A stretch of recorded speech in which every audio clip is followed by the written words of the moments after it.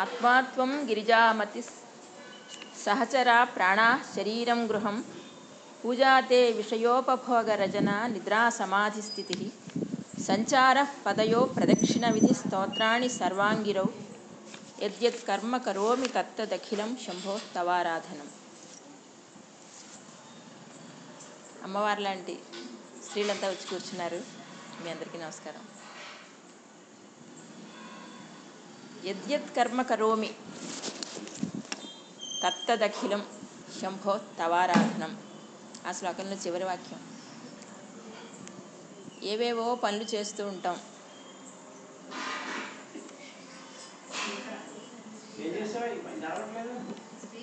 ఆ పనులు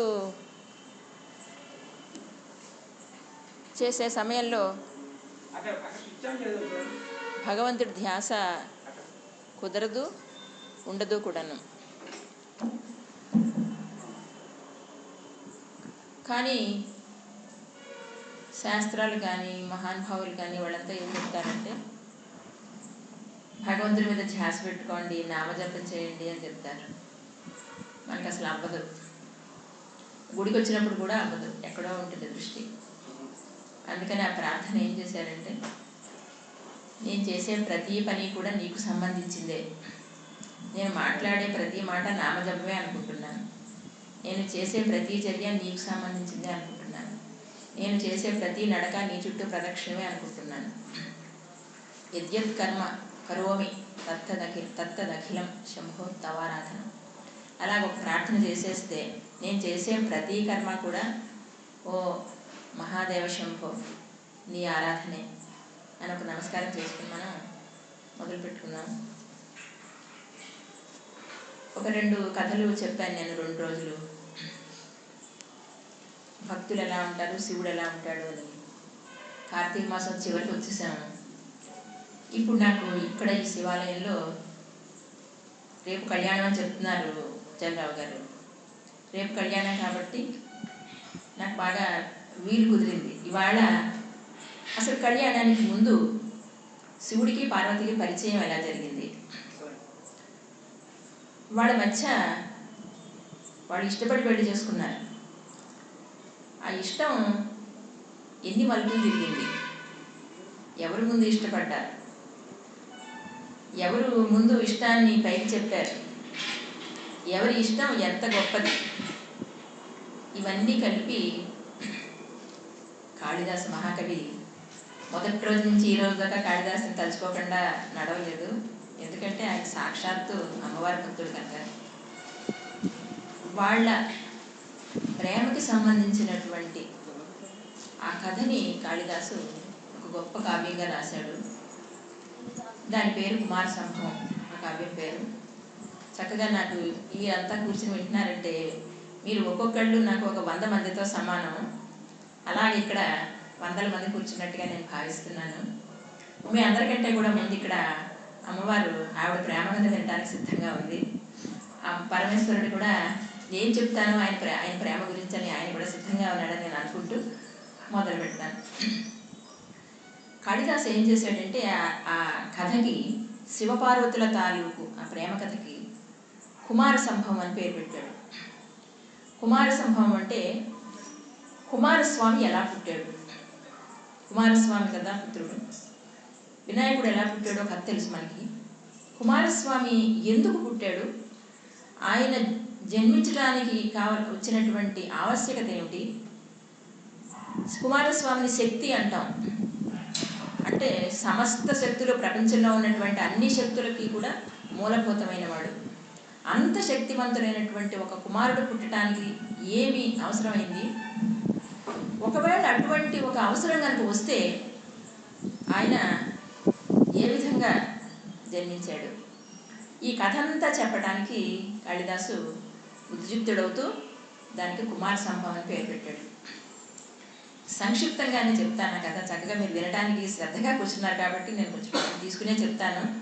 నెమ్మదిగా చెప్పుకుందాము, కంగారు ఏమీ లేదు. ఎందుకంటే ఇది ప్రేమ కథ. ఎలాగ రేపు పెళ్లి చేస్తారు కాబట్టి కొంచెం నెమ్మదిగా చెప్పుకుందాం. ఇక్కడ హడావిడి పడితే ఏం జరుగుతుందో కథలో ఉంది. కంగారు పడిన వాళ్ళకి కంగారు పడిన తర్వాత ఏం జరిగిందో కూడా కథలో ఉంటుంది. అందువల్ల నిదానంగానే చెప్పుకుందాము. ఎంత నిదానంగా అంటే 1 గంట లోపే చెప్తాను, అంతకంటే దాడి చెప్పను. కాబట్టి సతీదేవి పేరు విన్నారు మీరు. దక్ష ప్రజాపతి కూతురు సతీదేవి, శివుడి భార్య. ఈ సతీదేవి తండ్రి దక్ష ప్రజాపతి అక్కడ ఒక యాగం చేస్తుంటే ఆ యాగానికి శివుణ్ణి పిలవలేదు దక్ష ప్రజాపతి. పిలవకపోతే బాధపడావిడ, అయ్యో తండ్రి యాగం చేస్తున్నాడు, నేను వెళ్ళకపోతే ఎలాగని చెప్పి శివుడు రానన్నా సరే ఆమె ఒక్కతే వెళ్ళి అక్కడ ఆమె తగిన ఆదరం దొరకకపోయేసరికి వెనక్కి తిరిగి వస్తూ మళ్ళీ భర్త దగ్గరికి రావడం ఇష్టం లేక ఒక చితి ఏర్పాటు చేసుకుని ఆమె అగ్నిలో దగ్ధమైపోయింది. ఏమైపోయిన తర్వాత సతీ అగ్నిలో దగ్ధం అవడం అంటే అలా అయిపోతారా వాళ్ళు? ఏమవుతారు తర్వాత? ఆమె హిమవంతుడికి కూతురుగా పుట్టింది. పర్వతానికి, ఒక పర్వత రాజుకి కూతురుగా పుట్టింది కాబట్టి ఆమె పార్వతి. హిమవంతుడు, ఆయన భార్య మేనక.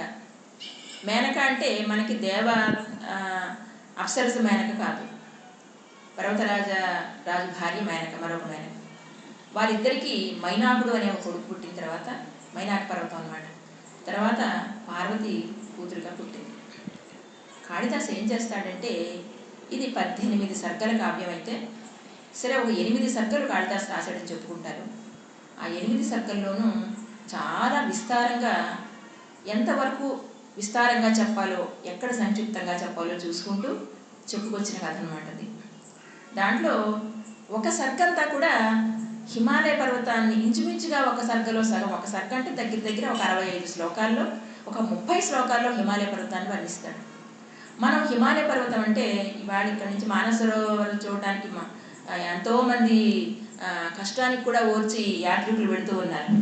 హిమాలయం అంటే భారతదేశానికి ఒక ఆధ్యాత్మికమైనటువంటి స్థలం. అలాంటి హిమాలయ పర్వతాన్ని గురించి చాలా చాలా వర్ణించుకొస్తాడన్నమాట. ఒక 2 విషయాలు చెప్తాను నేను ఆ వర్ణన గురించి. ప్రతి వర్ణనలోంచి 1-2 విషయాలు చెప్తాను. హిమాలయ పర్వతం ఎంత ఉన్నతమైందిటంటే, ఎంత గొప్పదిటంటే, సిద్ధులు ఉన్నారు అక్కడ, సిద్ధి పొందిన వాళ్ళు అన్నమాట. కానీ సిద్ధులు ఇంకా తపస్సు చేసుకుంటూ ఉంటారు. ఆ సిద్ధులు ఏం చేస్తారట, వేసవికాలం అంతా కూడా హిమాలయ పర్వతానికి కింద భాగంలో ఉంటారు. అక్కడ ఉండి తపస్సు చేసుకుని, అక్కడ గుహల్లో ఉండి, లేకపోతే అక్కడ అడవుల్లో ఉండి, వనాల్లో ఉండి వాళ్ళు తపస్సు చేసుకుంటూ ఉంటారు. సరిగ్గా వర్షాకాలం వచ్చిన తర్వాత వాళ్ళు, వర్షం వస్తే వాళ్ళ తపస్సుకి అంతరాయం కలుగుతుంది. కాబట్టి వాళ్ళు ఏం చేస్తారట, హిమాలయ పర్వతం పైకి వెళ్ళిపోతారట, పై మేడ మీదకి వెళ్ళిపోయినట్టు అన్నమాట. పైకి వెళ్ళిపోతే వాళ్ళకి వర్షాకాలం బాధ లేదట. ఎందుకని లేదంటే, ఈ మేఘమండలం హిమాలయ పర్వతానికి మధ్యకే ఉంది. వర్షాలు కిందకే కురుస్తాయి, పైకి కురవు. అంటే మేఘమండలాన్ని దాటిపోయి ఇంకా పైకి ఉందన్నమాట హిమాలయ పర్వతం. అంత పెద్దది హిమాలయ పర్వతం. ఆ సిద్ధులకి ఆ సౌకర్యం ఉంది అక్కడ. వర్షాకాలం వస్తే పైకి వెళ్ళిపోతే వాళ్ళకి వర్షం ఉండదు. వర్షాకాలం 4 నెలల్లో వర్షం ఉండదు అన్నమాట, కిందనే కురుస్తుంది వర్షం. తెలుస్తుంది కదా మీకు. ఇంత పెద్దది హిమాలయ పర్వతం అంటాడనమాట. సిద్ధులకు ఆ విధంగా వాళ్ళకి ఎలా కావాలంటే అలా వీలుగా ఉండేలాగా ఉంటుంది. మరి సప్తర్షులు ఎక్కడుంటారు? సప్తర్షులు ఇంకా పైన ఉంటారు. మేఘమండలాన్ని పైకి సిద్ధులు వెళ్తే, సిద్ధుల కంటే కూడా ఇంకా పైన సప్తర్షులు ఉంటారు. ఆ సప్తర్షులు ఏం చేస్తారట, హిమాలయ పర్వతం మీద పైన ఉన్న సరస్సుల్లో, మానస సరస్సు అనుకుందాం పోనీ, ఆ సరస్సుల్లో పద్మాలు వికసిస్తాయి. వాళ్ళ పూజకి ఆ పద్మాలు కోసుకుంటారు. పొద్దున్నే వాళ్ళు లేచేసి, మా కుచలరావు గారి లాగా 4ంటికి లేచేసి పువ్వులు కోసేసుకుంటారనమాట. వాళ్ళు అంటే సూర్యుడు వచ్చేదాకా ఆగరు. వాళ్ళు పువ్వులు కోసేసుకున్న తర్వాత, సూర్యుడు ఉదయించిన తర్వాత, సూర్యుడు ఉదయించినా కూడా ఆ వెలుగులు హిమాలయ పర్వతంలో ఉన్న ఆ సరస్సులో ఉన్న పద్మాల మీద పట్టం లేదు. ఎందుకని? హిమాలయ పర్వతానికి పైకి వెళ్ళాలి, ఇంకా సూర్యుడు పక్కనే ఉన్నాడు. అలా పైకి వచ్చి ఆకాశంలోకి వచ్చిన తర్వాత అప్పుడు సూర్యకిరణాలు పద్మాల మీద పడతాయి. అంటే సూర్యమండలం దగ్గరికి కూడా ఇంచుమించుగా చేరిపోయే అంత ఉన్నతంగా ఉంది హిమాలయ పర్వతం అన్నది 2 విషయాలుగా చెప్తాడనమాట. సప్తర్షులు ఏం చేస్తారు, ఏ పద్మాలు కోసుకుని వాళ్ళు పూజ చేస్తారు, వాళ్ళకి ఎలా అమరుతాయి, సిద్ధులు ఎలా ఉంటారు, ఇలా చాలా చాలా విషయాలు హిమాలయ పర్వతం గురించి రాసిన తర్వాత అప్పుడు ఆయన నెమ్మదిగా, ఈ అమ్మాయి పుట్టింది, 16 ఏళ్ళు వచ్చాయి ఈ అమ్మాయికి. వచ్చిన తర్వాత నెమ్మదిగా ఆ అమ్మాయి ఎంత అందంగా ఉందో నాకు ఆ కుమార సంభవంలో చాలా చిత్రంగా అనిపించింది. నేను మళ్ళీ ఇక్కడ చెప్పడం కోసం మళ్ళీ చదువుకున్నాను, చిన్నప్పుడు చదువుకున్నదేను. ఆమె ఎంత అందంగా ఉందో చెప్పడానికి ఆ చిన్నప్పుడు 16 ఏళ్ల వయసులో ఒక్కొక్క వర్ణన చేస్తాడు. ఆమె ఎంత సుకుమారంగా ఉంది, ఆమె జుట్టు ఎంత అందంగా ఉంది, ఆమె శరీరం ఎంత లావణ్యంగా ఉంది, ఈ అందం అంతా వర్ణించుకొస్తాడనమాట. దానికి ఒక కారణం ఉంటుంది, ఒక ప్రయోజనం ఉంది అలా వర్ణించుకుని రావడానికి. అదంతా వర్ణించిన తర్వాత ఆ చిన్న వయసులోనే ఆమె ఇంట్లో ఏదో పూజ చేసుకోవడం కానీ, ఆ తర్వాత తపస్సు చేసుకోవడం. హిమాలయ పర్వతం అంటేనే తపస్సు చేసుకునే వాళ్ళకి ఒక స్థావరం అన్నమాట. వాళ్ళందరినీ చూసి ఆమె కూడా చిన్నగా తపస్సు చేసుకుంటూ ఉండేది. ఎక్కువ తపస్సు చేసుకుంటుంటే వాళ్ళ అమ్మ ఎక్కువ చేయొద్దు తపస్సు, మా అనేదిట. అంటే తపస్సు, మా వద్దు అనేదిట పిల్లని. ఉమా పేరు అలా వచ్చిందని చెప్తాడనమాట. సరే, ఇలాంటి పార్వతి ఇంత అందమైంది, ఇంత చక్కటి సౌశీల్యం కలిగింది, తపస్సు చేసుకుంటూ ఉంటే తల్లి అమ్మ ఇంకా చాలు, పిల్లలు ఎవరైనా చదువుకుంటుంటే ఇంకా చాలు అనే పిల్లలు ఇప్పుడు మనకు చాలా తక్కువ కనిపిస్తారు. ఎక్కువ చదివేసుకోవద్దు చాలు అని ఉంటారు, తక్కువ మంది ఉంటారు. అలాగా చదువుకో అని చెప్పేవాళ్ళే కానీ ఇంకా చాలు అనేటటువంటి పరిస్థితిలో ఉన్న వాళ్ళు ఉంటారు కదా. అలాగా అమ్మ ఇంకా చాలు చేసే తపస్సు అని మాటికి ఉమా అనడంతో ఆమె ఉమా అయిందంటాడు. అని పార్వతి లాంటి అమ్మాయి పుట్టడం అన్నది హిమవంతుడికి ఎంత గొప్ప విషయమో చెప్తూ ఒక చక్కటి శ్లోకం రాస్తాడనమాట. నేను కొన్ని శ్లోకాలు కూడా చెప్దామని చెప్తున్నాను కదా. నేను వాటిద్దరికి కూడా వినిపించడం నా ఉద్దేశం. ఇది కాళిదాసు రాసిన శ్లోకాలు కాబట్టి. ప్రభామహత్యా శిఖయేవ దీపః త్రిమార్గ ఏవ త్రిదివస్య మార్గః సంస్కారవత్యేవ గిరా మనీష తయాస పోతశ్చ విభూషితశ్చ అంటాడు. హిమవంతుడికి ఈ అమ్మాయి పుట్టడం అన్నది, పార్వతి పుట్టడం అన్నది ఆయన్ని ఏ విధంగా గొప్పవాడిని చేసింది, పవిత్రుని చేసింది. తయా స పోతశ్చ విభూషితశ్చ, అతను ఆమె వల్ల పవిత్రుడయ్యాడు, అలంకరించబడినవాడు అయ్యాడట. ఎట్లాగో చెప్పడానికి ఒక చాలా గొప్ప అన్ని అద్భుతమైన ఉపమానాలు చెప్తాడు కాళిదాసు. ఆ ఉపమానం ఏం చెప్తాడంటే, ప్రభామహత్య శిఖయేవ దీపః. మనందరికీ అనుభవంలో ఉన్న విషయం ఏది. దీపానికి ఉన్నటువంటి శిఖ అంటే ఆ వెలుగు, మనం ఒత్తికి చేసినటువంటి వెలుగు కదా. దీపం తాలూకు వెలుగు శిఖ వల్ల మాత్రమే తెలుస్తుంది. ప్రభామహత్య శిఖయేవ దీపః. మనం పెద్ద మంట పెట్టేస్తే దీపం ఒత్తి పెంచి బాగా ఎర్రమంట వస్తే వెలుగు ఎక్కువ ఉండదు, మీరు గమనించే ఉంటారు. చిన్న మంట ఉంటే, ఒక ముత్యమంత మంట నీలి రంగులో కానీ తెలుపు రంగులో కానీ కనుక మంట ఉంటే ఆ దీపానికి వెలుగు ఎక్కువ ఉంటుంది. అంటే శిఖని మనం పెద్దది చేసామంటే దాని వెలుగు తక్కువ ఉంటుంది, మంటలా ఉంటుంది ఎర్రగా. తగ్గిస్తే ఒక నీలి రంగు తెలుపు రంగుతో కూడినటువంటి వెలుగు వస్తుంది. ఆయన ఏమంటున్నాడు, ప్రభామహత్య శిఖయేవ దీప. దీపానికి శిఖ వల్ల ఎలా ఉండాలి శిఖని ఆయన చెప్పలేదు, మీ అనుభవంలో మీరు చూసుకోండి అన్నాడు. ఎలా అయితే ఉంటుందో ఈ దేవతల మార్గం, దేవతల ఆకాశం నుంచి హిమాలయ పర్వతం దాకా వచ్చినటువంటి మార్గం గంగానది వల్ల ఎలా అయితే పవిత్రమయ్యిందో, ఇక మూడోది ఏం చెప్పాడంటే మన అందరికీ ఉపయోగపడింది చెప్పాడు. సంస్కారవత్యేవ గిరా మనీష. మనిషి మాట్లాడే మాట వల్ల అతని సంస్కారం తెలుస్తుంది. మనిషి తాలూకు మాట, సంస్కారం మాట వల్ల ఎలా తెలుస్తుందో, ఒక మాట ద్వారా ఆ మనిషి ఎలా సంస్కారవంతుడు అవుతాడో, సరిగ్గా పార్వతీదేవి వల్ల హిమవంతుడు అలాగా పవిత్రుడయ్యాడు. అంటే కూతురు వల్ల, 16 ఏళ్ల కూతురు వల్ల ఆయన అట్లా పవిత్రుడయ్యాడు అని ఒక చక్కటి వర్ణన చేస్తాడు. సరే, ఆమె ఇలాగా తపస్సు చేసుకుంటూ ఉండగా చెప్పాను కదా, ఒక ప్రాతిపదిక కావాలి ఒక పెద్ద విషయం జరగటానికి. కుమారస్వామి పుట్టాలంటే ఏదో ఒక ప్రాతిపదిక. సరిగ్గా శివుడు ఆ కొండ మీదికే, కొండ అనకూడదు, ఆ పర్వతం మీదికే తపస్సు చేసుకోవడానికి వచ్చాడు. ఎందుకు చేస్తున్నాడు శివుడు తపస్సు? మనమందరం శివుడి కోసం, మనం కాదని కొన్ని ఋషులంతా శివుడి కోసం తపస్సు, మనం పూజే చేస్తాం, మనకు తపస్సు తెలియదు. తపస్సు చేసుకోవడానికి ఋషులంతా కూడా శివుడిని ఆశ్రయిస్తుంటే శివుడు ఎందుకోసం తపస్సు చేస్తున్నాడో తెలియదుట. ఆయన తన ఆత్మావలోకనం చేసుకుని తపస్సు కూర్చున్నాడు. ఆ పర్వతం మీదకే తపస్సుకు వచ్చాడు. ఏదో ఒక మంచి ప్రదేశం చూసుకుని అక్కడికి వచ్చి తపస్సు చేయడం మొదలుపెట్టేసరికి చూశాడు హిమవంతుడు, ఆయన మీదకే వచ్చి తపస్సు చేసుకుంటున్నాడు అన్నమాట శివుడు. సరే, ఆ రోజుల్లో అప్పటి నుంచి ఉన్న ఆచారం ఏమిటంటే, ఇలాంటి యోగులకి, తపస్సు చేసుకునే వాళ్ళకి వాళ్ళ పిల్లలు ఉంటే వాళ్ళ చేత పరిచర్య చేయించడం అనేది ఒక అప్పటి నుంచి చూస్తున్నటువంటి ఒక ఆచారం మనది. పార్వతీదేవిని శివుడికి పరిచర్య చేయడానికని పంపించాడు. ఆమె వెళ్ళి సపర్య చేస్తూ ఉండేది. ఆయనకు కావలసినటువంటివన్నీ ఏర్పాటు చేసి దర్భలు పెట్టి నీళ్లు పెట్టి అవన్నీ చేసి ఆ వేదికని శుభ్రం చేసి ఓ చెలిగెత్తతో కలిసి వెళ్ళి అవన్నీ చేస్తూ ఉండేదన్నమాట. ఇక్కడ ఇలా ఏం చేశాడంటే ఈ తారకాసురుడు అనేవాడు చాలా చాలా శక్తిమంతుడు. ఎందువల్ల శక్తిమంతుడు అయ్యాడంటే బ్రహ్మని గురించి వాడు అఖండమైనటువంటి తపస్సు చేసి ప్రత్యక్షం చేసుకుని అసాధ్యమైన వరాలన్నీ కోరాడు. అంటే ఎవరి వల్ల కూడా ఓడిపోకుండా ఉండేలాంటి వరం. దేవతలు కానీ అన్ని లోకాల్లో ఉన్నవాళ్ళు కానీ తన చేతిలో అధికారంలో మామూలే కథంతా ఇచ్చాడు బ్రహ్మ. ఇప్పుడు తారకాసురుడు వాళ్ళు కలుగుతున్న అనేక బాధలకు తట్టుకోలేక ఈ దిక్పాలకులంతా వెళ్ళి బ్రహ్మ దగ్గరికి వెళ్ళి మొరపెట్టుకున్నారు. మేమంతా నిర్వీర్యం అయిపోయాము, మా ఆయుధాలు పనిచేయటం లేదు, మా స్థానాలు బలహీనం అయిపోయాయి, ఏ విధంగానూ మేము ముందుకు వెళ్ళడానికి సాధ్యం కాని పరిస్థితిలో ఉన్నాము, నువ్వు ఏదైనా చెయ్యమని. ఆయన ఏం చెప్పాడంటే విషవృక్షాన్నైనా సరే పెంచితే కనుక మనం పెంచిన వాడు దాన్ని చంపకూడదు.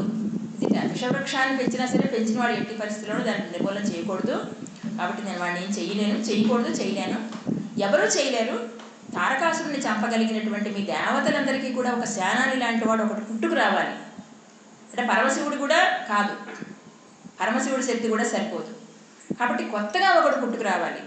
ఈ కొత్తగా ఒకడు పుట్టుకు రావాలి అంటే అక్కడ మహాశక్తి అమ్మవారు ఉంది, ఇక్కడ ఒక శక్తిమంతుడు శివుడు ఉన్నాడు. వీళ్ళిద్దరూ ఎవరు మనాన్ని వాళ్ళు ఉన్నారు, చాలా కాలమైంది విడిపోయి. వాళ్ళిద్దరూ దగ్గర కావాలి, వాళ్ళిద్దరూ దగ్గర అవ్వాలి, వాళ్ళకి పెళ్ళవ్వాలి, అప్పుడు ఒక పిల్లవాడు పుట్టాలి.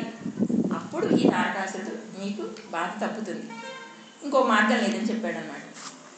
అయితే ఈయన ఏం చేస్తున్నాడు శివుడు అంటే వెళ్ళి తపస్సులో కూర్చున్నాడు.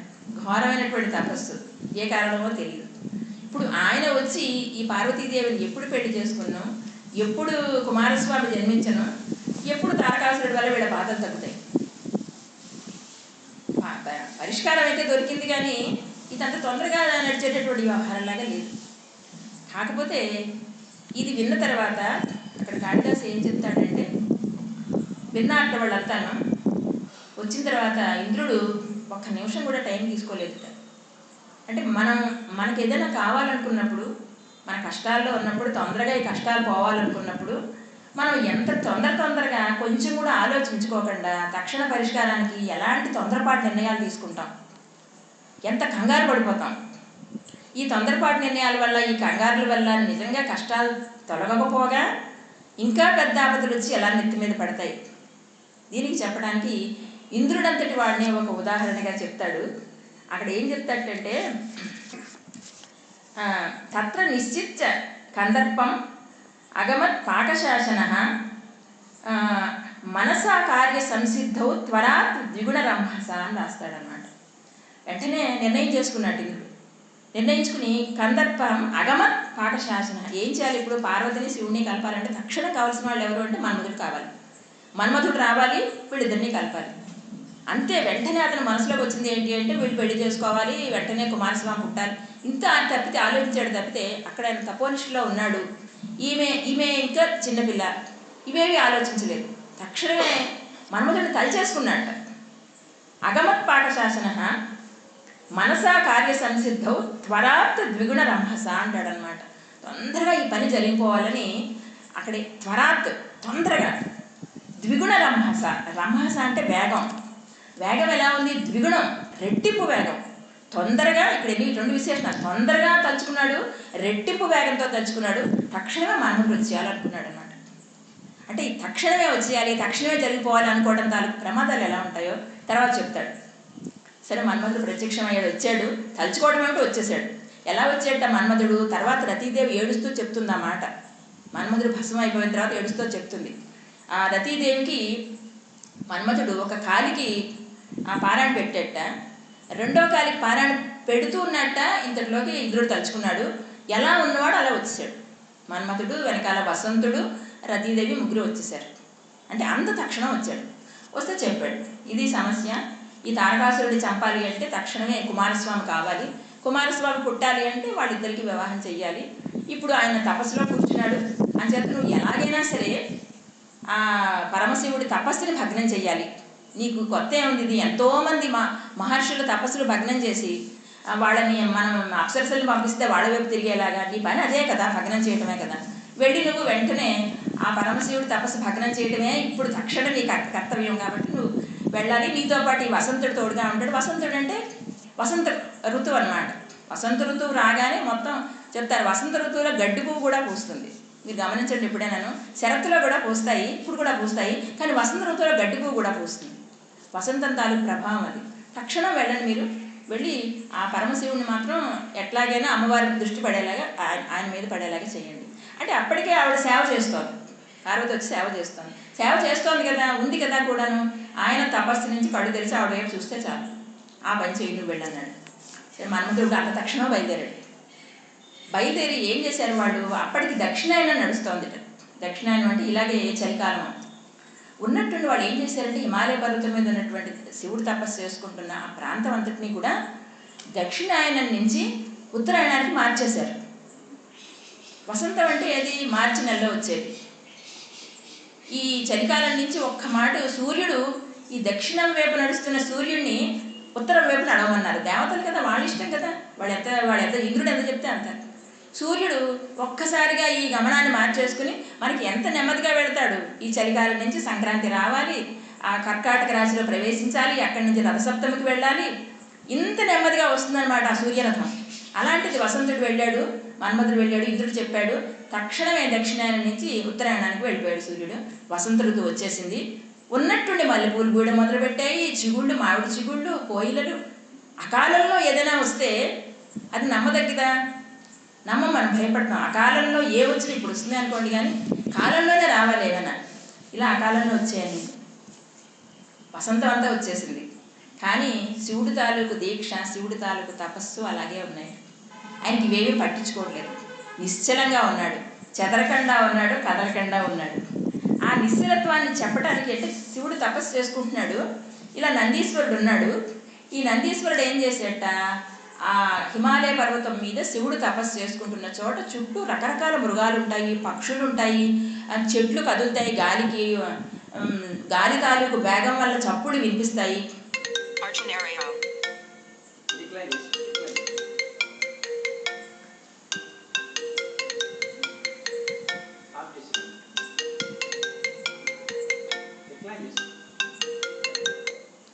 అవేం చేయాలి, అవన్నీ చప్పుళ్ళు ఏవి కాకుండా ఉండటానికి, నిజానికి ఇప్పుడు చప్పుళ్ళు అవుతున్నాయి కదా, చప్పుళ్ళు అనగానే చప్పుళ్ళు కాకుండా ఉండటానికి నందీశ్వరుడు ఏం చేశాడో చెప్తాను. ఆ శ్లోకాలు నాకు చెప్పాలని మీకు మళ్ళీ మీకు వెంటనే కుదరదు, కాళిదాసు రాసినవని. లతాగృహద్వార గతోధ నంది వామ ప్రకోష్టార్పిత హేమపత్ర.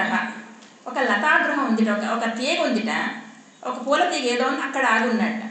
అంటే లోపల తపస్సు చేసుకుంటాడు శివుడు. ఆ గుమ్మం దగ్గర ఉన్నాడు నంది. ఉండి ఏం చేసేట, వామ ప్రకోష్టార్పిత హేమవేత్ర. ఆ వామహస్తంలోనూ ఒక బంగారు బెత్త ఉందిట, బెత్తం పట్టుకున్నాడు అనమాట. అంటే ఎవ్వరు డిస్టర్బ్ చేయకూడదు, శివుడి తాలూకు తపస్సుని ఎవ్వరు కదపడానికి వీల్లేదు, అసలు చప్పుడు కూడా చేయకూడదు. ఇంకా ఏం చెప్పేట, ముఖార్పితైక ఆంగుళి సౌంజయైవ మా చాపల ఏతి గణాన్ వ్యనైషి. ఇంకా ఏం చేసేట, ఇలా పెట్టుకున్నట్టు, ఎవ్వరూ మాట్లాడటానికి వీల్లేదు, నోటితో కూడా చెప్పకుండా.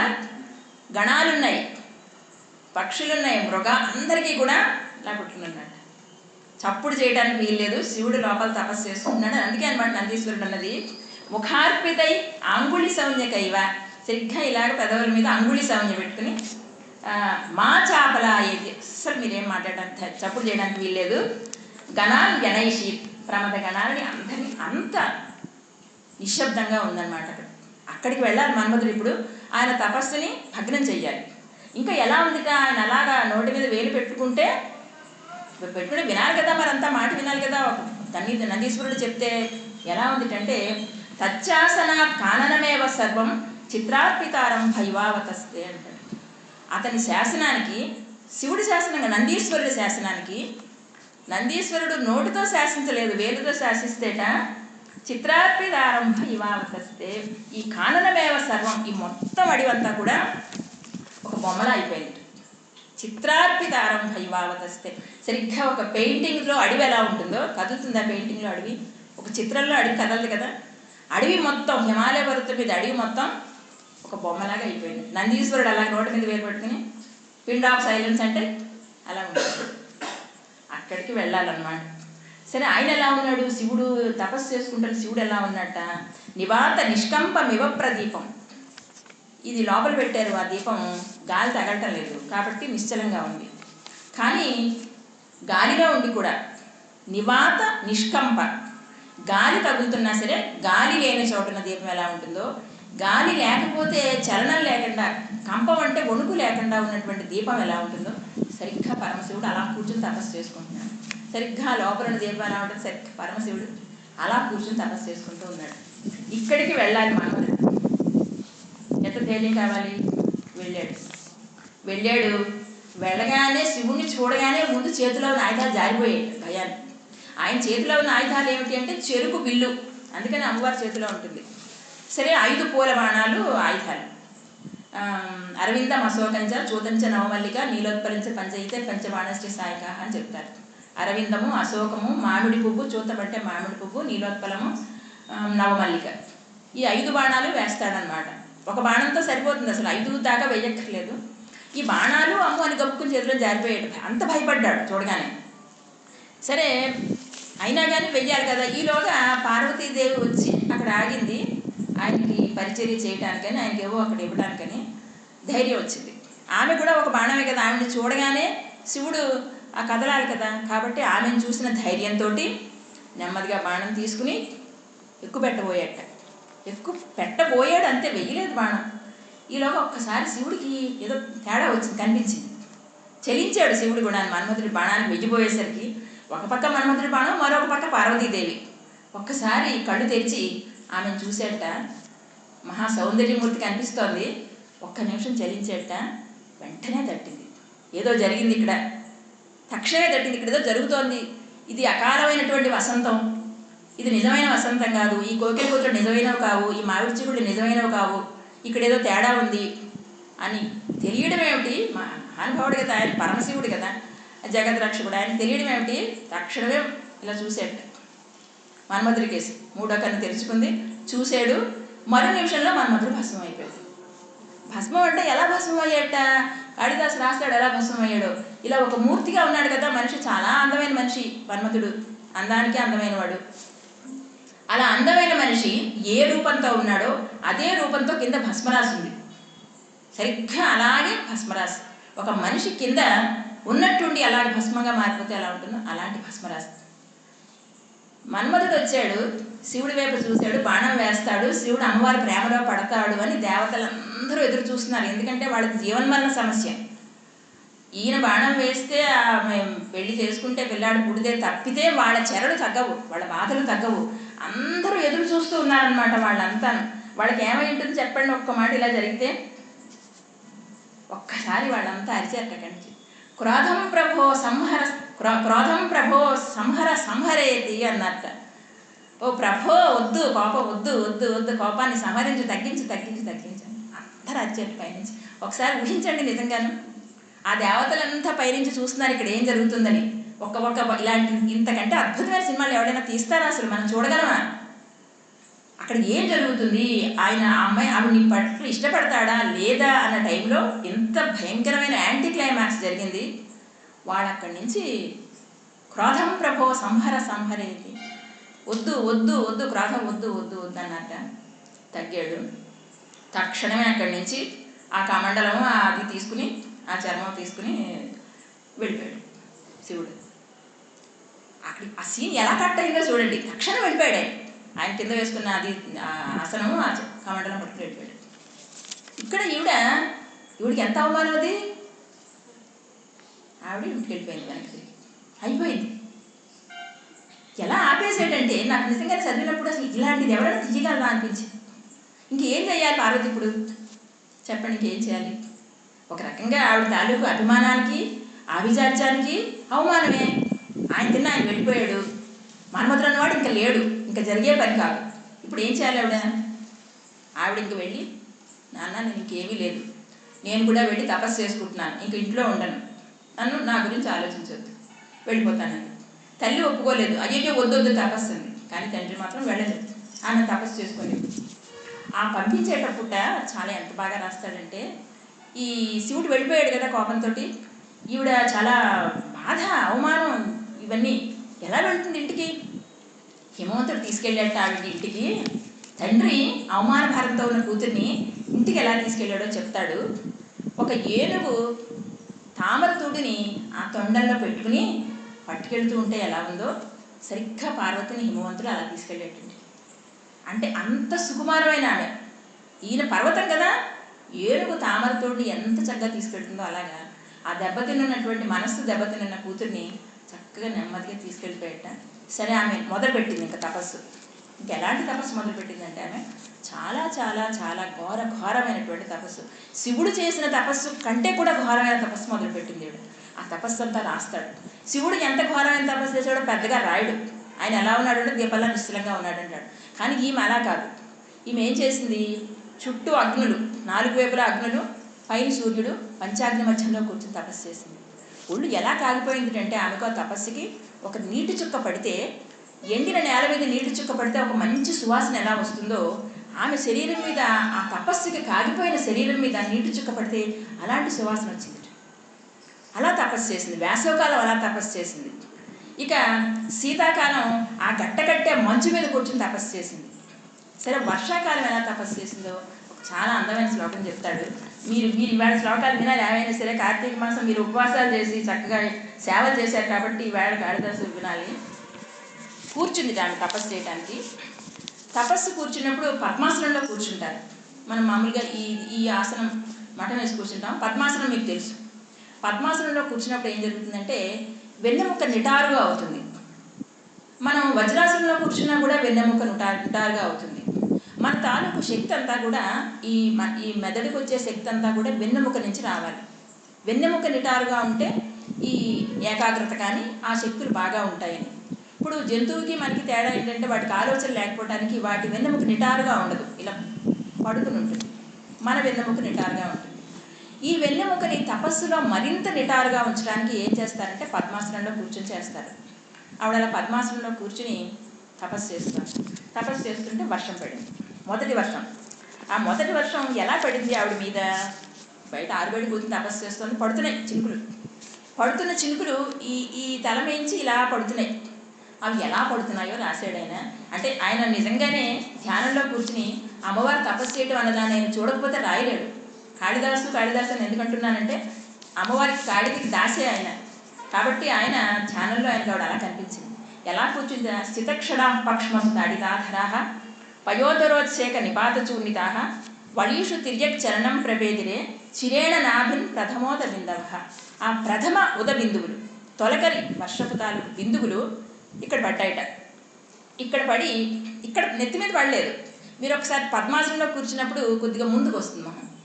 ఆ పడ్డంలో పక్ష్మాలు అంటే ఈ కంటి ఇవన్నమాట, ల్యాషెస్ అంటాం మనం. ఇవి కొద్దిగా ఇలా వంగున్నాయి. ఇలా వంగు ఉండటం అందం. మామూలుగా కంటే కూడా ఇవి ఇలా వంగు ఉండటం. ఆవిడ కంటి ఆ పక్ష్మాలు ఎంత అందమైనవంటే చక్కగా ఇలా వంగున్నాయట. ఆ బిందువులు, నీటి బిందువులు వీటి మీద పడ్డాయట. ఈ వీటి మీద పడ్డాయి అనేది ఆవిడ తాలూకు పోస్టర్ని చెప్తోంది అనమాట. ఆవిడ ఎంత నిటారుగా కూర్చుంది. స్థితక్షణ పక్ష్మసు పడి ఒక నిమిషం ఆగేయట. అక్కడ క్షణం ఆగేయట. తాడితాధర అక్కడి నుంచి సరిగ్గా పెదవుల మీద పడ్డాయి. అక్కడి నుంచి నెమ్మదిగా పయోధరాల మీద పడ్డాయి. పయోధరోత్సేక నిపాత చూర్ణిత. ఆ బిందువులు పయోధరాల మీద పడి ముక్కలయ్యాయి. అక్కడి నుంచి నెమ్మదిగా ఇక కింద పడాలి అక్కడి నుంచి. కాబట్టి అక్కడి నుంచి జారే వళీషు తిర్యక్ చరణం ప్రపేదిరే, పొట్ట మీదకి జారి అక్కడి నుంచి అటు ఇటు జారిపోయి ఆ చిరేణ నాపిని ప్రథమోద బిందవ, నెమ్మదిగా అవి కిందకు వచ్చాయి అని నీటి బిందువులు ఆమె మీద నుంచి ఎలా జారాయో చెప్పటంలో ఆయన ఏం చెప్పాడంటే అంత స్థిరంగా కూర్చుని ఆమె పద్మాసనంలో కూర్చుని అంత స్థిర చిత్తంతో ఏకాగ్రతతో తపస్సు చేస్తూ ఉంది శివుడి కోసం అని చెప్పి. అయితే ఇంత తపస్సు చేసింది కదా, తీవ్రమైన తపస్సే చేసింది ఆవిడ. ఆవిడ ఎంత తీవ్రమైన తపస్సు చేసిందో ఒక మాట చెప్తారన్న, తర్వాత చెప్తారు వాళ్ళు. ఆవిడ ఎంత తీవ్రమైన తపస్సు చేసిందో శివుడికి చెప్తారు. సరే, ఇలా తపస్సు చేస్తుంటే వస్తాడు కదా, మరి ఇంకా ఇంత తపస్సు ఆయన కోసం చేస్తుంటే రాక ఏం చేస్తాడు? వచ్చాడు. తిన్నగా శివుడిలాగా రాలేదు, ఒక వేషం వేసుకుని వచ్చాడు. ఒక కపట బ్రహ్మచారి వేషంలో వచ్చాడు. వచ్చి సరే అక్కడికి వస్తే వాళ్ళు ఎవరైనా ఇలాంటి యోగులు తపస్సు చేసుకునే వాళ్ళు వస్తే మర్యాద చేయడం అనేది ఎప్పటి నుంచో ఉన్న సాంప్రదాయం, భారతీయ సాంప్రదాయం. రాగానే వాళ్ళు ఆయన ఆదరించారు, ఆతిథ్యం ఇచ్చారు. ఇచ్చిన తర్వాత నెమ్మదిగా మొదలు పెట్టాడు. అమ్మాయి, నువ్వు తపస్సు చేసుకుంటున్నావు కదా, ఇక్కడ అన్నీ బాగున్నాయా? ఇక్కడ నీకు వేళకి నీకు దర్భలు అందుతున్నాయా? నీకు రోజు నిత్యం స్నానానికి నీళ్ళు అవి కుదురుతున్నాయా?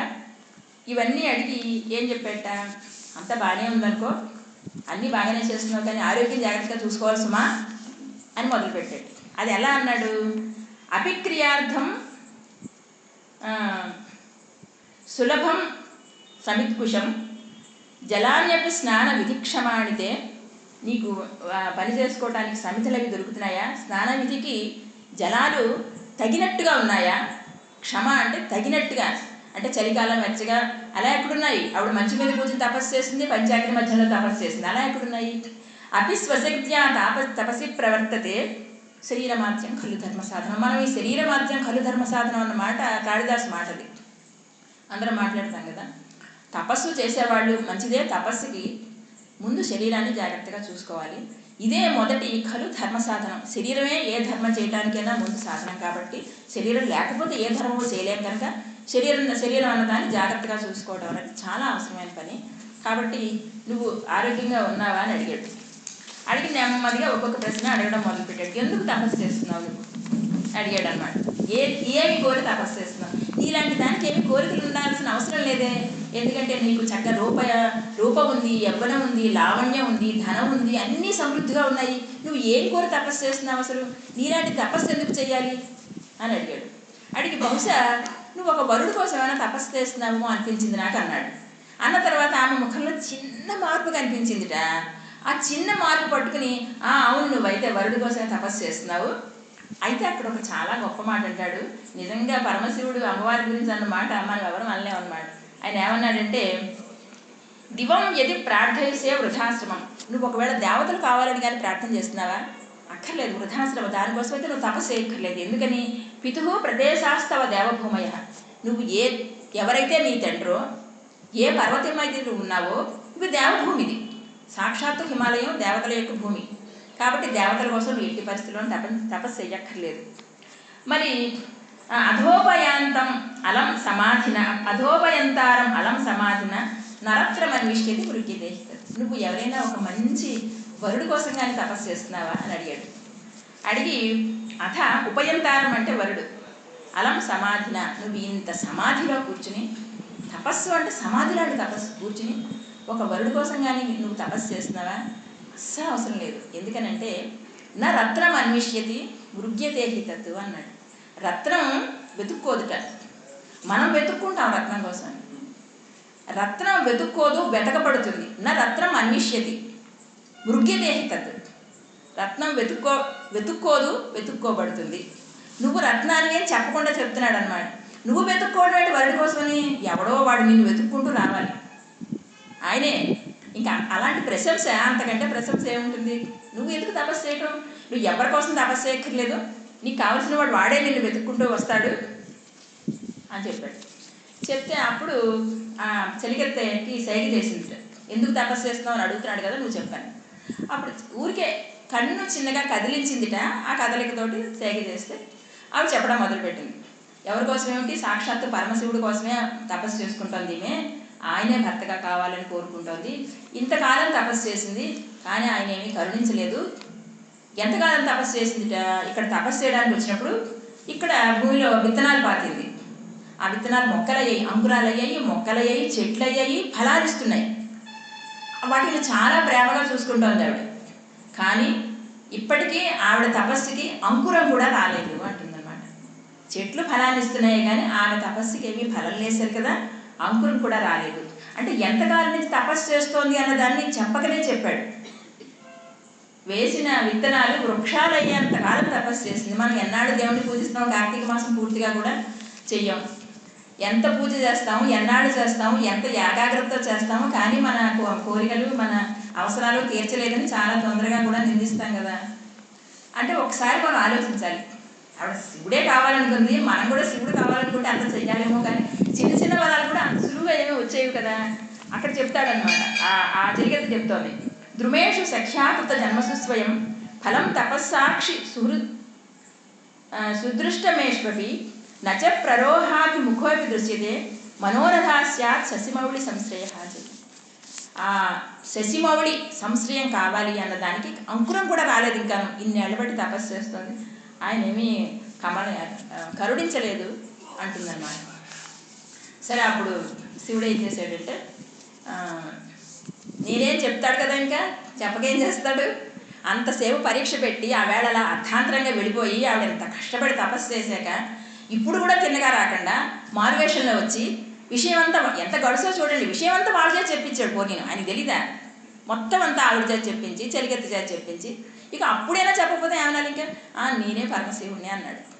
అనగానే అక్కడ పార్వతీదేవి ఏం చేస్తుంది చెప్పండి, నేనే శివుణ్ణి అనగానే ఆవిడ ఏం చేస్తుంటుంది. అక్కడ కాళిదాసు ఎంత ఎంత మంచి ఎంత అందమైన శ్లోకం రాస్తాడంటే,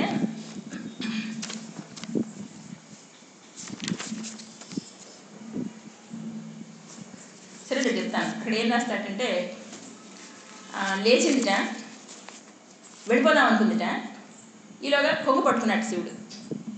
పట్టుకునేసరికి వెళ్ళిపోవాలని ఉంది ఆవిడకి, ఉండాలని ఉంది, రెండు ఉన్నాయి. మీరు ఆలోచించండి, సాక్షాత్తు శివుడు వచ్చాడు, ఇన్ని మాటలు మాట్లాడాడు, ఆయన కోసమే తపస్సు చేసింది, ఆ కొంగు వదిలించేసుకుని వెళ్ళిపోదామని ఉంది ఆవిడకి, కానీ ఉండాలని ఉంది. శైలాధిరాజతనయ నా యయౌ నా తస్తవు అంటాడు. శైలాధిరాజతనయ, అప్పుడు ఆవిడ ఒక కొండ కూతురులాగా అయిపోయిందిట. శైలాధిరాజతనయ అంటానికి కూడా సార్థకత అది. కొండ కదలలేదు కదా, కొండ కూతురులాగా ఆమె కదలలేకుండా ఉందిట, కానీ వెళ్ళిపోవాలంది. శైలాధిరాజతనయ నా యయౌ, వెళ్ళలేదు, నా తస్తవు, ఉండలేదు. సరే అప్పుడు ఏం చెప్పిందంటే, పెద్దవాళ్ళ కబురు చేయండి, మాటలు పంపించండి అని చెప్పింది. అంతే, వెంటనే ఆవిడేం ఒప్పేసుకోలేదు. ఆవిడ ఆవిదత్యం ఆవిడకుంటుంది కదా, ఆవిడ పౌరుషం ఆవిడకు ఉండాలి కదా, కాబట్టి కబురు చేయండి మా నాన్నకి, వెళ్ళిపోతానికి వెళ్ళిపోయింది. సరే ఆయన కూడా ఏం చేశాడు, మరి చెయ్యాలి కదా కబురు. మరి ఇప్పుడు రత్నరత్నం అన్విష్యతి మృగ్యతే ఏంటి అన్నాడు కదా, నువ్వు రత్నాన్ని నువ్వు వెతుక్కోవడం ఏమిటి, మేమే వెతుక్కోవాలన్నాడు కదా. అప్పుడు ఎవరి చేత కబురు చేశాడు, సప్తర్షుల దగ్గరికి వెళ్ళి వాళ్ళని అడిగి, అరుంధతితో సహా సప్తర్షులంతా వచ్చాక, మీరు వెళ్ళి పెళ్లి మాటలు ఆడాలి, పార్వతీదేవిని నాకు ఇచ్చి పెళ్లి చేయమని అడగాలి మీరు ఆ హిమవంతుడి దగ్గరికి వెళ్ళని వాళ్ళకి చెప్పి వాళ్ళని బతిమాలుకుంటే వాడన్నట్ట, అయ్యో మాకు ఇంతకంటే గొప్ప పని ఎప్పుడూ తటస్థించలేదు, ఇంతకంటే గొప్ప పని ఉంటుందా మాకు, మేము ఇంతకాలము సప్తర్షి మండలంలో ఉన్నాము. సప్తర్షి మండలం అంటే ఎక్కడో సూర్యమండలం కంటే పైన ఉన్నది. వాళ్ళు అదే చెప్తున్నారు, సూర్యమండలం కంటే పైన ఉన్నాం మేము, కానీ ఇప్పుడు నువ్వు మమ్మల్ని పిలిచి మాకు నీ పని చెప్పి పెళ్లి పెద్దగా చేయడంతో ఇంకా పైకి వెళ్ళిపోయాం మేము, మాకు ఇంకా పై స్థానం ఇచ్చేసావు నువ్వు అని. సరే వాళ్ళంతా కలిసి అప్పుడు అరుంధతికి ప్రత్యేకంగా చెప్పాను, అమ్మ ఇలాంటి విషయాల్లో మగవాళ్ళ కంటే కూడా ఆడవాళ్ళకి బాగా తెలుస్తుంది, నువ్వే కొంచెం ముందు దారి తీసి నువ్వే మాట్లాడు, వీళ్ళు అంత బాగా మాట్లాడడం చేత కాదు, వాళ్ళు మాట్లాడు నువ్వు మాట్లాడి ఇది ఎలాగైనా కుదుర్చు వాళ్ళతో మాట్లాడి అని పంపిస్తాడు. వాళ్ళు వెళ్తారు. వెళ్ళి వాళ్ళు మా శివుణ్ణి చేసుకుంటే కనుక ఆమె జగజ్జనని అవుతుంది, అన్ని మన్నలు అందుతుంది, పూజలు అందుతుంది, ఇవన్నీ చెప్తారు. అంతకుముందు శివుడు వచ్చి పార్వతీదేవిని ప్రశ్నిస్తున్నప్పుడు ఇవన్నీ అడుగుతాడు. నువ్వు శివుని చేసుకుంటానంటున్నావు, ఏముంది వాడికి, ఎంతసేపు ఆ శ్మశానంలో తిరుగుతాడు, నువ్వు ఒకవేళ ఇలా పాణిగ్రహణం చేద్దామని చెయ్యి పట్టుకుంటే నీకు పాము తగ్గుతుంది చేతికి, లేకపోతే ముట్టుకుంటే నీకు ఆ బూడిద తగ్గుతుంది, నీకు ఏం సంతోషం ఏం సుఖం అని అడుగుతాడు. అన్ని ప్రశ్నలు వేస్తాడు, అన్నింటికీ ఆమె సమాధానాలు చెప్తుంది. ఎందుకు ఏ విధంగా ఆయన గొప్పవాడో ఇలా తగ్గించి మాట్లాడిన మాటలన్నింటిలోంచి గొప్పతనం తీసి చెప్తుంది. మిగతా వాళ్ళందరికంటే కూడా, మిగతా దేవతలందరికంటే కూడా శివుడు ఏ విధంగా గొప్పవాడో చెప్తుంది. అంచేత మళ్ళీ తిరిగి చెప్పాల్సిన అవసరం లేదు. కానీ వాళ్ళు వెళ్ళి శివుడికి కనుక పెళ్లి చేస్తే, మీ అమ్మాయిని ఇచ్చి చేస్తే మీ అమ్మాయి జగజ్జనని అవుతుంది, జగన్మాత అవుతుంది, అందరూ కూడా వాళ్ళిద్దరికి నమస్కారం చేయటం ద్వారా, అటువంటి ఇద్దరు కలిస్తే వాళ్ళకి నమస్కారం చేయటం ద్వారా పునీతులు అవుతారు, ప్రపంచాలన్నీ రక్షించబడతాయి, కాబట్టి నువ్వు ఇచ్చి అమ్మాయిని ఇచ్చి పెళ్లి చేయమని అడుగుతాడు. అడిగితేట అక్కడ ఒక మాట రాస్తాడు కాళిదాసు. హిమవంతుడి దగ్గర పక్కనే నిలబడి ఉందిట పార్వతి. ఈ పెళ్లి మాటలన్నీ జరుగుతున్నాయి, ఆవిడ ఏం మాట్లాడలేదు, వింటోంది. ఏం చేస్తోందిట, వింటూ ఉంది కానీ వింటూ పెద్దవాళ్ళు మాట్లాడుకుంటుంటే పిల్లలు అంత తపస్సు చేసిన ఆమె, పిల్లలు ఎలా ఉంటారో అలాగా, ఆ లీలాకమల పత్రాన్ని గణయామాస పార్వతి అంటాడు. చేతిలో ఒక పువ్వు ఉందిట, సరదాగా ఆడుకునే ఒక కమలం ఉంది. ఆ కమలాన్ని పట్టుకుని ఆ రేఖలు ఇలా లెక్క పెట్టుకుంటూ ఉంది. రేఖలు లెక్క పెడుతోంది, ఆ కమలం రేఖలు లెక్క పెట్టడం ఆవిడ పని. అంటే ఏదో ఒక పరిచ్ఛాన్నంగా ఉన్నట్టుగా ఉంటూ మొత్తం కాన్సన్ట్రేట్ చేస్తుంది అనమాట. ఈ సప్తర్షులు ఏం చెప్తున్నారు, తండ్రి ఏమంటున్నాడో దృష్టంతా దాని మీద ఉంది. ఉన్నట్టు తెలియకుండా ఇంకేదో పనిచేస్తున్నట్టుగా, అంటే నిజంగా సాక్షాత్తు అమ్మవారు కూడా ఆవిడ పెళ్లి మాటలు వచ్చేసరికి అలాంటి ఒక సిగ్గుతో ఉంటుంది. సరే పెళ్లి మాటలు అయ్యాయి. వాళ్ళు ఏం చేశారంటే సప్తర్షులు ఈ వాటికి సరిగ్గా 4వ నాడు పెళ్ళి అన్నారు. అంటే మీరు రేపే చేస్తున్నారనుకోండి, కాకపోతే 4వ నాడు పెళ్ళి అంటే శివుడికి ఎలా ఉంటుందంటే రేపే అయితే బాగుండదండి, దానికని రేపే పెట్టేస్తున్నారు కుశలరావు గారు. ఆయన ఏమనుకున్నట్టంటే పశుపతి రవి తాన్యహాని కృచ్ఛ్రాత్ అగమై అగమై అద్రిసుత సమాగమోత్క. పశుపతి రవి మనందరికీ రక్ష, పశువులు నిజంగానే ప్రజలందరం పశువులతో మనందరికీ పతి అయినటువంటి ఆయన కూడా తాని అహాని ఆ 3 రోజులు కృచ్ఛ్రాత్ కష్టం మీద గడిపెట్టచ్చు. అగమై అద్రిసుత సమాగమో, ఈ అద్రిసుతతోటి అమ్మవారితోటి ఈ పార్వతితోటి వివాహానికి చాలా కష్టం మీద ఈ 3 రోజులు గడిపాడు అంటాడు. ఇక తర్వాత ఏం జరుగుతుంది అంటే సరే వివాహం జరుగుతుంది. తర్వాత కుమారస్వామి కూడా పుట్టడం కూడా ఒక మహాశక్తివంతుడు. ఆయన ఒక తల్లి కాకుండా షాణ్మాతుడు అంటారు, 6 తల్లులు ఆయనకని. అయితే ఇంత కథ ఇలా జరగడానికి కారణం ఏమిటి అని అనిపిస్తుంది అంటే, మనకి ముందు పార్వతి వచ్చినప్పుడు శివుడు అప్పుడే ఆమెను వివాహం చేసుకోవచ్చు కదా, మళ్ళీ ఆవిడ తపస్సు చేసి ఇదంతా ఎందుకు? పూర్వజన్మలో వాళ్ళిద్దరూ కూడా భార్యాభర్తలే కదా, పూర్వజన్మ తాలూకు అదంతా కూడా ఉంది ఆవిడకి. ఎందుకంటే ఆవిడ గురించి ఏం చెప్తాడంటే ప్రపేదిరే ప్రార్థన జన్మ విద్యాహ అంటాడనమాట. ఆవిడకి అన్ని చాలా సులువుగా వచ్చేస్తూ ఉంటాయి. అక్కడ కాళిదాసు రాస్తాడు ప్రపేదిరే ప్రార్థన జన్మ విద్యాహ అని. తొందరగా వచ్చేస్తున్నాడు చదువులు. పూర్వజన్మలోనే చదివేసుకుంది ఆవిడ, అవన్నీ పూర్వజన్మలో ఉన్నాయి ఆ విద్యలు, కాబట్టి తొందరగా వచ్చేసాయి. మనకి ఇది ఎంత గొప్ప సూత్రం అంటే, జీవన దర్శనానికి సూత్రం అంటే, ఇప్పుడు మనం ఎందుకు పూజలు చేయాలి, ఎందుకు చదువుకోవాలి, ఎందుకు మంచిగా ఉండాలి అంటే ఇవన్నీ మళ్ళీ జన్మకు అందుతాయి అన్న భరోసా ఇచ్చారు వాళ్ళు ఋషులు లాంటి కవులు మనకు ఆ భరోసా ఇచ్చారు. ఇక్కడితో ఆగిపోవేవి. ఇక్కడి నుంచి మనం మళ్ళీ జన్మ కూడా మిగతావేవి అందవు, కానీ ఈ సంస్కారాలు అందుతాయి. అలాంటి ఆమెను ఎందుకు కాదన్నాడు అంటే, నిజానికి ఈ జన్మలో కూడా ఇంకా ఒక శక్తిమంతుడైనటువంటి సుబ్రహ్మణ్యేశ్వర స్వామి లాంటి ఒక కొడుకు కావాలంటే, తారకాసురుడు లాంటి ఒక దుష్టుడిని సంహరించాలంటే ఆ తల్లిదండ్రులిద్దరూ వాళ్ళ శక్తి సరిపోదు. సాక్షాత్తు పార్వతీ పరమేశ్వరులకు కూడా శక్తి సరిపోలేదు ఒక గొప్ప కొడుకుని కనటానికి. అటు పార్వతీదేవి మొదట ఆయన పూజించడానికి వచ్చినప్పుడు ఒక శ్లోకం రాస్తాడు. ఆవిడ ఎలా ఉంది అంటే చాలా సుకుమారంగా ఉంది. శివుని పూజించడానికి వచ్చినప్పుడు ఆవిడ ఎలా ఉందంటే, అపచిత పలి పుష్ప వేది సమ్మార్గ దక్ష నియమ విధి జలానాం బర్హిషాంచోపనేత్రి గిరిశం ఉపచచార ప్రత్యహంసాసుకేసి నియమిత పరికేద తశ్చిరస్ చంద్రమౌళే అంటాడు. వచ్చి రోజు ఆమె అక్కడ ఆ పువ్వులు కోసి పెడుతుంది, ఆ వేదికని అలుపుతుంది, ఇక నియమం ప్రకారం ఆయన కావాల్సినవన్నీ చేస్తుంది, అలిస్తుంది, చేసివన్నీ చేసి కొంత అలసిపోతుంది. ఆ పనులకే అలసిపోయినప్పుడు శివుడి నెత్తి మీద ఉన్నటువంటి చంద్రుడు కొద్దిగా ఆ చల్లదనం కురిపించేవాట. ఆ చల్లదనానికి శాఖ తీరేదిట. అంత సుకుమారంగా ఉంది మొదట్లో. అంత సుకుమారంగా ఉన్న ఆమె ఒక పిల్లాడి కంటే ఆ పిల్లాడు తారకాసురుడిని చంపలేడు. కాబట్టి తారకాసురుడిని చంపేలాంటి ఒక శక్తివంతుడైన కుమారస్వామి లాంటి కొడుకు పుట్టాలంటే తల్లి కూడా ఎలా ఉండాలి? చాలా సమర్థురాలై ఉండాలి. ఎంత సమర్థురాలై ఉండాలంటే అన్ని ఋతువుల్లోనూ చలికి, ఎండకి, అగ్నికి, వేడికి తట్టుకునేలాంటి కఠినమైనటువంటి తపస్సు చేసి ఆమె కూడా శక్తి సంపాదించుకోవాలి. సరే, అప్పటికి శివుడు కూడా తపస్సు చేసి శక్తి సంపాదించుకున్నాడు. అంటే సాక్షాత్తు వాళ్ళు శక్తిమంతులు, వాళ్లే దేవతలు. కానీ మరొక శక్తిమంతుడిని లోకంలోకి తేవాలంటే వాళ్ళు కూడా తపస్సు చేశారు. తపస్సు చేస్తేనే కానీ వాళ్ళు పెళ్లి చేసుకోలేదు. చూడండి ఎంత ఆశ్చర్యకరమైన విషయం అంటే, మనం 12 ఏళ్ళకి 15 ఏళ్ళకి పిల్లల్ని పెళ్లి చేసేసి 16 ఏళ్ళకే వాడు పిల్లల్ని కనేలేదనుకుంటాం. సాక్షాత్తు వీళ్ళు ఒక పక్క వాళ్ళు దేవతలు, వాళ్ళు జగత్పితలు, వాళ్ళిద్దరూ కూడా మళ్ళీ అంత కఠినమైన తపస్సులు చేసి తపస్సుల తర్వాత పెళ్లి చేసుకుని అప్పుడు వాళ్ళకి కుమారస్వామి పుట్టాడు. అంటే ఒక జగత్ కళ్యాణాన్ని కలిగించేటటువంటి సంతానం కావాలి అంటే తల్లిదండ్రులు ఎలా ఉండాలి? అంత శక్తిమంతులై ఉండాలి. ఏ విధంగానైనా సరే శక్తి సంపాదించుకుని ఉండాలి. అటువంటి వాళ్ళకి పుట్టిన పిల్లలు నిజంగా వాళ్ళు లోకోపకారం చేస్తారు. ఇప్పుడు సుబ్రహ్మణ్యేశ్వర స్వామి తారకాసురుడిని చంపాడే కానీ అంత స్థాయిలో అని కాదు. నిజంగా నలుగురికి ఉపకారం చేసేలాంటి బుద్ధి కలిగిన కొడుకులు పుట్టాలి అంటే, కూతుళ్ళు పుట్టాలంటే, పిల్లలు పుట్టాలంటే నిజంగా తల్లిదండ్రులు అలాంటి సంస్కారాలతో కలిగి ఉండాలి. అలాంటి మానసిక సంస్కారం కలిగి ఉండాలి. అలాంటి మానసిక సంస్కారాల వల్లనే పిల్లలు ఆ విధంగా వస్తారు. అంటే జాతి మొత్తం అంతా కూడా ఇలాంటి కథల నుంచి నేర్చుకోవాల్సింది ఏంటంటే, నిజంగా పార్వతీ పరమేశ్వరుడే ఒక లోకోపకారం కోసం, లోక కళ్యాణం కోసం అంత కఠినమైన తపస్సులు చేశారు. ఒక పిల్లవాడిని కంటానికి, నిజానికి వాళ్ళు పిల్లవాడిని కంటానికే పెళ్లి చేసుకుందామన్న దాంట్లో వచ్చినట్టుగా చేశారనమాట వాళ్ళు. లేకపోతే పెళ్లి చేసుకున్నాక తపస్సులు చేసుకోవచ్చు, ఎప్పుడో కనొచ్చు, అలా అనుకోలేదు వాళ్ళు. తక్షణం కావాలి, తక్షణం లోక సంహారం చేసేవాడు కావాలి, లోకోపకారం చేసేవాడు కావాలి. ఎందుకంటే వాళ్ళంతా ఎదురు చూస్తూ ఉన్నారనమాట దేవతలంతా.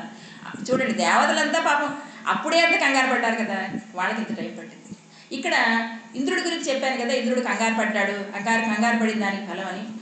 నిజంగా ఇంద్రుడు కంగారు పడకుండా మరికొంత టైం తీసుకుని ఉంటే ఈ మన్మథ దహనం జరగకపోయి ఉండేది, వాళ్ళు సంసిద్ధం అయి ఉండేవారు, నెమ్మదిగా జరిగి ఉండేదేమో. కానీ ఇంతకాలం పట్టాల్సిన దాన్ని తొందరగా అయిపోవాలనుకున్నాడు. అది కూడా నేర్చుకోవాల్సిందే. చాలా తొందరగా పనులు అయిపోవు. ఒక విత్తనం భూమిలో పారితే అర్జెంటుగా మొక్క వచ్చేది, పువ్వు పూసేది కదా, ఎంత టైం తీసుకుంటుంది. అది భూమిని చీల్చుకోవాలి, అంకురం అవ్వాలి, చాలా రోజులు పడతాయి. అలాగే పనులు కూడా చాలా ఇన్స్టెంట్గా ఏవి కావు. ఈవేళ మనం ఇన్స్టెంట్లో యుగంలో ఉన్నాము. ప్రతిదీ కూడా తక్షణం అయిపోవాలనుకున్న పరిస్థితుల్లో మన పిల్లలు ఉన్నారు. కానీ ఇన్స్టెంట్గా జరిగిన వాటికి వేటికి కూడా ఫలితాలు ఉండవు. చాలా నిదానంగా జరగాలి, నెమ్మదిగా జరగాలి, ఆలస్యంగా జరగకూడదు. ఆలస్యం వేరు, నిదానం వేరు. అడుగుతూ ఉంటారు, నిదానమే ప్రధానం అన్నారు కదా, ఆలస్యం అమృతం విషయం అంటారు కదా, ఏమిటి తేడా? నిదానం వేరు, నిర్లక్ష్యం వేరు. నిర్లక్ష్యాల వల్ల ఆలస్యం జరుగుతుంది. నిదానంగానే జరగాలి. ఆ నిదానంగా జరగడం కోసం ఈ నిదానంగా జరిగేటటువంటి ఈ పద్ధతిలో వాళ్ళు మరింత సంస్కారవంతులు, మరింత శక్తివంతులు, మరింత ఉన్నతులుగా మారటానికి వాళ్ళిద్దరూ ఎలా ఉన్నారో చెప్పడానికి ఇంత కుమార సంభవం రాశాడు కాళిదాసు. మనం చేత వాళ్ళిద్దరినీ కూడా పెళ్లికి సన్నద్ధం చేసేసాము. నాకు నిజంగా ఒక విషయం చెప్పాలి. ఇక్కడ కుజల్రావు గారు గుడి కడుతున్నారన్న విషయం తెలుసు, కట్టారని తెలుసు, ఈ పూజలు జరుగుతున్నాయని తెలుసు. నేను ఎప్పుడు రమ్మన్నా కూడా నా పొగర ఏంటంటే ఇక్కడికి ఆ గుడికి ఎప్పుడైనా నేను మాట్లాడడానికి వెళదాం అనుకున్నాను, ఉపన్యాసం చెప్పడానికే వెళ్ళాలనుకున్నాను అనమాట. ఉపన్యాసం చెప్పడానికి రావడం ఏంటి, అమ్మవారిని దర్శించుకోవడానికి రావాలి కదా, అది నా పొగరు. అప్పుడు ఏం జరిగిందంటే, అలా ఒక ఏడాదిన్నర 2 ఏళ్ళు నన్ను కుజల్రావు గారు మాట్లాడమని అడగలేదు, నేను రాలేదు. అంటే నాకు కుదరలేదు రావడం. ఈలోగా మా వారికి కొంత అనారోగ్యం వల్ల ఒక ఎవరో జ్యోతిష్కుడిని అడిగితే ఆయన ఏం చెప్పారంటే, అమ్మవారి పూజలు చేయించండి 9 శనివారాలు అన్నారు. ఇక అమ్మవారి పూజలు అంటే ఊళ్ళో ఎన్ని అమ్మవారి ఆలయాలు లేవు, ఇక్కడికే వచ్చాం మొదటి రోజు పూజకి. 9 వారాలు ఇక్కడే పూజ చేయించుకున్నాం. 10వ వారం కూడా మా వారు 10వ వారం కూడా చేయిద్దామన్నారు. నేను 10 వారాలు వచ్చి అక్కడ కూర్చుని ఆవిడకి పూజ చేయించుకున్న తర్వాత అప్పుడు నేను ఇక్కడ వచ్చి మాట్లాడడానికి ఆవిడ నాకు ఒక ప్రవేశం ఇచ్చింది, ఒక అర్హత ఇచ్చింది. అయితే ఆవిడ ఎలాంటి అర్హత ఇచ్చిందంటే, నాకు ఒకరోజు మాట్లాడదాం అనుకుంటే, వద్దులే నువ్వు 3 రోజులు వచ్చి మాట్లాడు, మా ఇద్దరి ప్రేమ కథ కూడా చెప్పు అందరికీను అని అలాంటి అనుమతి ఇచ్చారు వాళ్ళు.